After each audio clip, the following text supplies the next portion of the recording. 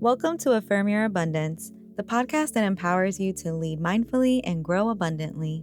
I'm your host, Tiffany Roldan-Howell, and don't forget to subscribe to get new affirmations each week. Now, let's get started with today's episode.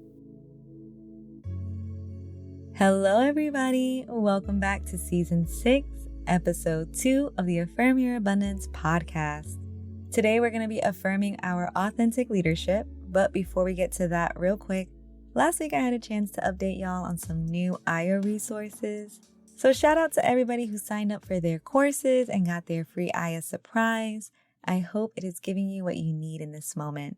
And if you don't know what I'm talking about, please check out our last episode or go to my website, affirmyourabundance.com for more. Okay, so like I said, for today's episode, we're going to talk about being authentic when you're in a leadership role. And I want to start off with acknowledging a quote-unquote paradox that many leaders I see struggle with, myself included. And that's finding the harmony between being vulnerable while also being strong and resilient.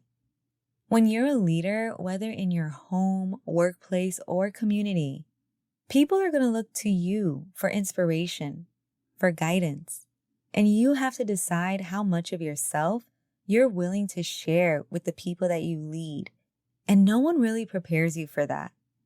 So if you're not intentional, you can slip up and create a version of yourself that you may think people want, but it's not really who you are. So it comes off as fake, and people read it as being disingenuous. And look, I understand it's of course important to have your boundaries set. I'm the first to say, set your boundaries. But also recognize that there's actual strength in being vulnerable with your team and the people that you inspire. The good news is you get to decide how vulnerability feels for you in a way that's authentic, yet doesn't jeopardize your feeling of safety. See, I personally don't really subscribe to this stigma of vulnerability being viewed as a weakness. The real problem I find are leaders are trying to skip steps. And you can't be vulnerable with others, let alone your own team, when you're not being vulnerable with yourself first. Are you giving yourself the dedicated space to process your experiences? Do you know what coping tools work for you? And if so, are you using them? Because sometimes we can know what works, but that doesn't mean we're putting it into practice, does it? So if you said no to any of these questions, congrats. This is an area of opportunity for you. Allow yourself to connect with self-reflection tools like therapy, meditation, or even an intentional morning run. And make that time for self a priority in your life because you're worthy of that. This is how you create space for you to embrace vulnerability and grow authentically as an individual first. Then transfer those skills over to your leadership position. Let's affirm our authentic leadership together. Repeat after me either to yourself or out loud. I am a strong leader who inspires and empowers others every day.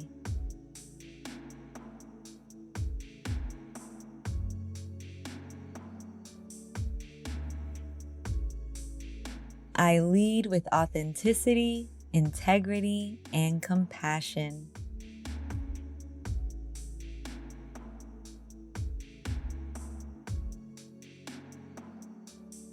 I embrace vulnerability and transparency as strengths.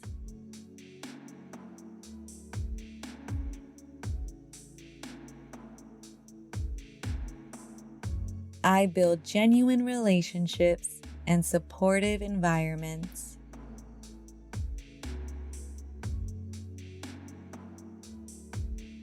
I communicate my boundaries with confidence and respect my team's boundaries as well.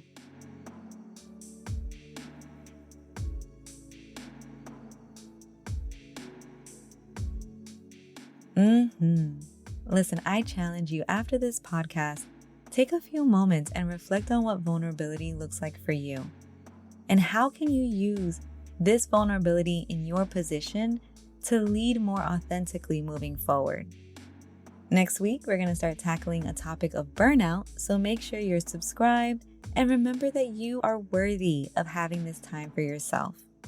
So I thank you for sharing it with me, and I look forward to affirming our abundance together more next week. Take care. Thank you for tuning in. Please give us a 5-star review if you haven't already, and for additional resources, sign up for our newsletter on affirmyourabundance.com. Until next episode, stay abundant